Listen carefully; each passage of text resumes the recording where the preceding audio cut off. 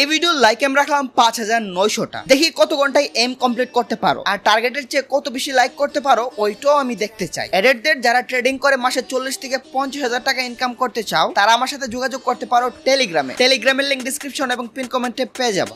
Vishal amount of মানুষ আমাকে প্রশ্ন করতেছে, কল দিতেছে যে ভাই আপনার চ্যানেলের 1800 ভিডিও কোথায় গেল। আমরাও যখন তার চ্যানেলে ঢুকি, উমা মাত্র 6টা ভিডিও, কালকেরটা মিলিয়ে 60টা। কাহিনী কি? ইটস কাব্য কি ফ্রি ফায়ার ছেড়ে দিল? 2 মাস ধরে ভিডিও দেয় নাই, কালকে ভিডিও দিয়ে কি বলে একটু শুনো। এটা সময় ছিল ভিউজের জন্য যা খুশি তাই করতেছিলাম, এটা ক্রেজ পাইতেছিলাম, ফেম পাইতেছিলাম, সাবস্ক্রাইবার্স পাইতেছিলাম, টাকা ইনকাম হচ্ছিল। তোমরা একটা বিষয় কি জানো? হয়তো বা এগুলো আমি আর করবো না। এই কথাটা শোনার জন্য প্রস্তুত ছিলাম না। ভেতরটা হঠাৎ করে সেট করে উঠলো, মনে হলো কিছু একটা হারাই ফেললাম। কিন্তু লোকেরা জানে ইটস কাব্য আমার চরম শত্রুর মধ্যে একটা। বাইরে আমরা রোস্ট করি ঠিক আছে, কিন্তু কারো খারাপ চাইনি কোনোদিন। তারপর ইটস কাব্য কি বলে শুনো।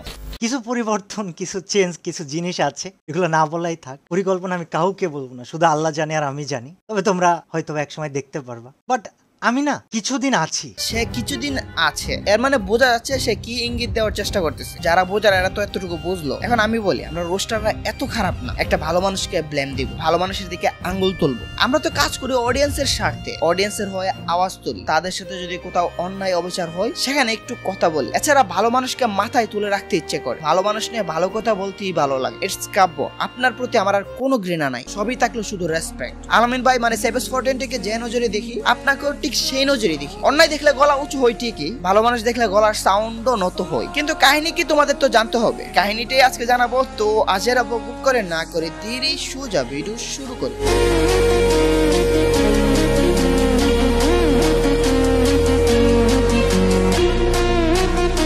Guys, আসসালামু আলাইকুম, দিস ইজ অ্যাডভান্স।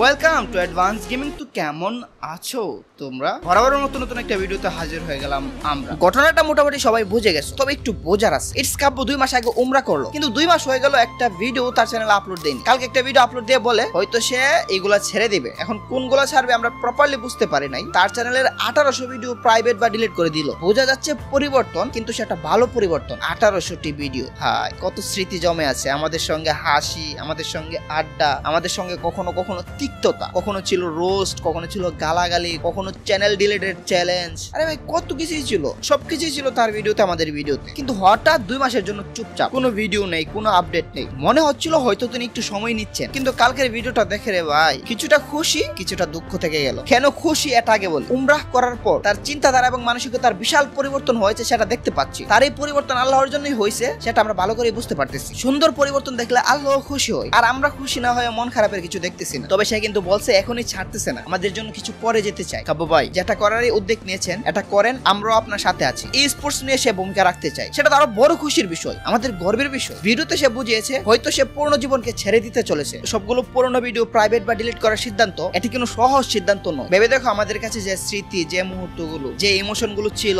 সে এগুলোর থেকে নিজেকে মুক্ত করতে চায়। তার চেয়ে বড় কথা কত কত ইনকাম হতো, ইনকামের পরোয়াই করে নাই। এখানে বোঝা যায় বদলানো মানুষ, নতুন শুরু, নিজের জন্য, নিজের মানসিক শান্তির জন্য, আখিরাতের জন্য। আমরা কখনো কখনো মনে করি পুরনো বন্ধন, পুরনো অভ্যাস আমাদের ধরেই রাখবে, কিন্তু ইটস কাব্য দেখালেন সাহসিকতা মানে শুধু খেলাই ভালো হওয়া নয়, সাহস মানে নিজের জীবনে রূপান্তর আনা। দুঃখের বিষয়টা হলো কিছুদিন পর হয়তো আমাদের এই কমিউনিটি থেকে, ফ্রি ফায়ার থেকে বিদায় নিবে, হয়তো অন্য কন্টেন্ট বানাবে, নয়তো ভিন্ন কিছু করবে। পুরনো ইটস কাব্যের অভাব তো ফিল করবোই আমরা, সেজন্য এটা একটু দুঃখের বিষয়। তবে হ্যাঁ, আমাদের মন খারাপ হতে পারে, কিন্তু ভেবে দেখো ইটস কাব্য যদি তার সুখ এবং শান্তির জন্য এই সিদ্ধান্ত নিতে পারেন, তাহলে আমরা কেন আমাদের জীবনে ছোট ছোট পরিবর্তনগুলোর জন্য ভয় পাবো? ইটস কাব্য আমাদের দেখালেন পরিবর্তন হওয়া সম্ভব। যে মানুষই আমরা ছিলাম সেই মানুষকে ছেড়ে নতুন জীবন শুরু করা সম্ভব। আজ থেকে আমাদেরও চেষ্টা করা উচিত, ছোট কিছু না হলো, বড় কিছু না হলো, নিজেকে নতুন ভাবে গড়ে তোলা। আমাদেরকেও মাঝে মাঝে চুপ করে নিজেকে প্রশ্ন করতে হবে, আমি কি সত্যিই সুখী? আমি কি আবার নিজের জীবনকে নতুন করে লিখতে পারি? কথাগুলো অগোছালো হলেও মূল্যবান। ইটস কাব্য আমাদেরকে দেখালেন জীবনের নতুন অধ্যায় শুরু করা সম্ভব। কোনো দেরি নয়, কোনো ভয় নয়, শুধু সাহস দেখাতে হবে এবং নিজের জন্য নতুন পথে হাঁটতে হবে। এট লাস্ট এটাই বলতে চাই, লাভ ইউ ইটস কাব্য ভাই। শ্রদ্ধা জানাই আপনার ডিসিশনকে। চেষ্টা করবো আমরাও যাতে পরিবর্তন হতে পারি। তবে আপনি যাই করেন সেটা ভালো কাজ হলে আমরা আপনার সাথে ছিলাম,